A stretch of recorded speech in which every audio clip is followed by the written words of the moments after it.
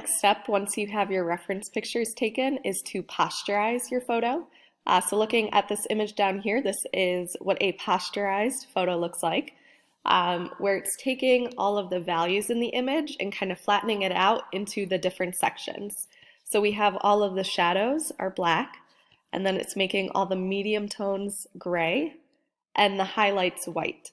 So this is going to be a nice basis for your painting so that you can fill in highlights, shadows, and those medium tones easily. And then on top of that, we'll be going back into the portraits, adding details. But it's a great way to have just a nice base drawing with good proportions that you're able to trace and add value change within.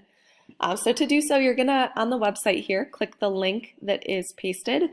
And that link is going to take you to a program that looks like this called Photopia. And Photopia is pretty much a free version of Photoshop. So it works on your Chromebook, which is great, and it doesn't have necessarily as much edits that you can do as Photoshop does, but it's a great program to use if you ever did want to experiment with editing pictures or playing around with Photoshop sort of techniques. But to get started, you're going to open your image. You should have two reference pictures, so you could either do it to both and see when you're finished which one looks better, or just pick one that you think will have the best highlights and shadows. But I do recommend posterizing both because you might not know which one is going to turn out the best until they're both posterized. And it's pretty easy to do.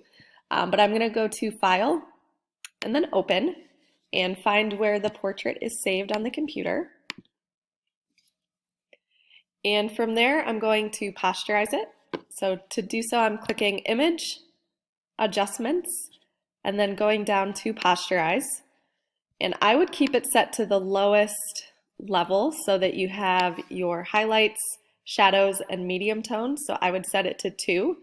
But if you're someone who wants to do a lot of detail and you'd rather have more values to worry about, then feel free to do more.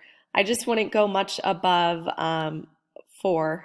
So I guess it jumps and skips 4, but I wouldn't go any more than 5. So 5 definitely has a lot of shadows and a lot of different levels, so that's going to be a bit more work. However, it does become more detailed.